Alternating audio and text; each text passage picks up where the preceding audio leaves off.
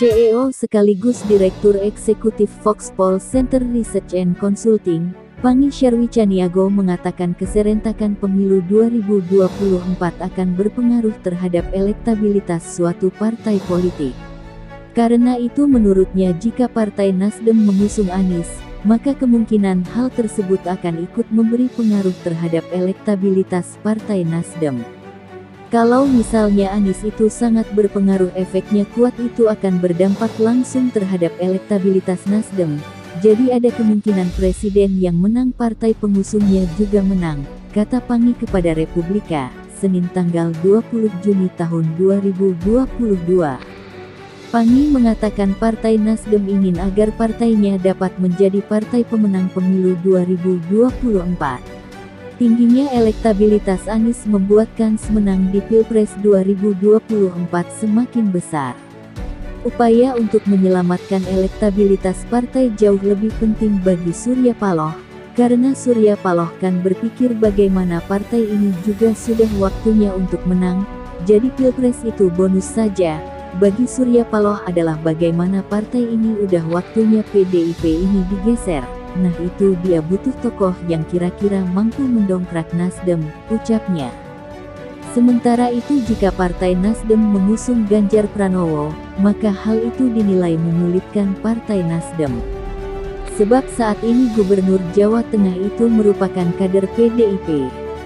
Kecuali nanti PDIP memutuskannya lama banget, dan Nasdem mendesak agar segera, itu bisa. Tapi sejauh yang saya lihat bahwa kalau Nasdem, Anies Andika saja itu sudah berbahaya sekali, kalau diusung oleh Nasdem. Karena Nasdem ini kan partai nasionalis yang sekuler, yang bisa menandingi PDIP ini kan hanya Anies, terangnya.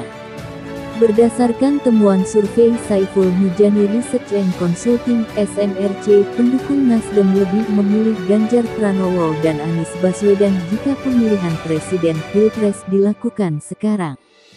Hasil survei menunjukkan bahwa pemilih Nasdem di 2019 yang akan memilih Ganjar jika Pilpres diadakan sekarang sebanyak 41%, yang akan memilih Anies 31%, Prabowo 12%, kata pendiri SMRC, Saiful Mujani, dalam keterangan tertulis, Ahad tanggal 19 Juni tahun 2022.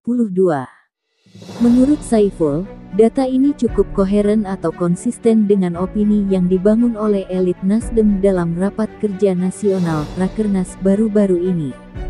Walaupun urutan perolehan dukungannya berbeda, menurut dia, dua besar yang didukung oleh elit dan masa pemilih Nasdem cukup konsisten.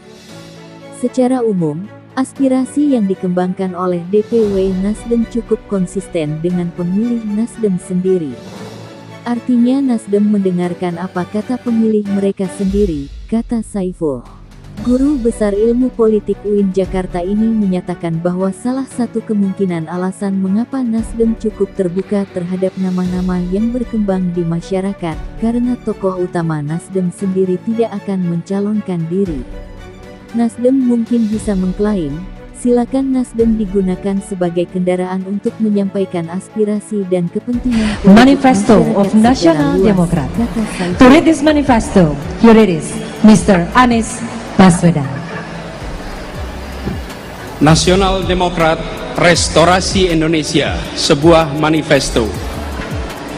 Reformasi telah dan tengah mengantar Indonesia sebagai negara demokrasi. Tetapi kami menolak demokrasi yang hanya sekedar merumitkan tata cara pemerintahan tanpa mewujudkan kesejahteraan umum.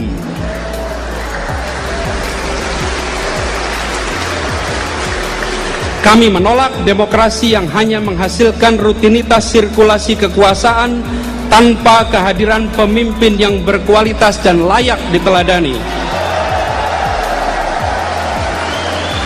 Kami menolak demokrasi yang tanpa orientasi pada publik. Kami menolak demokrasi yang sekedar menjadi proyek reformasi tanpa arti.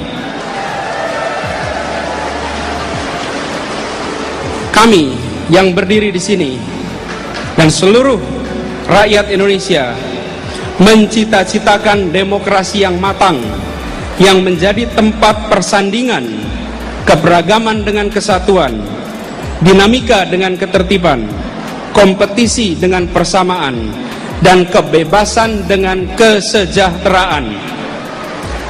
Kami mencita-citakan sebuah demokrasi berbasis warga negara yang kuat, yang terpanggil untuk merebut masa depan yang gemilang dengan keringat dan tangan sendiri.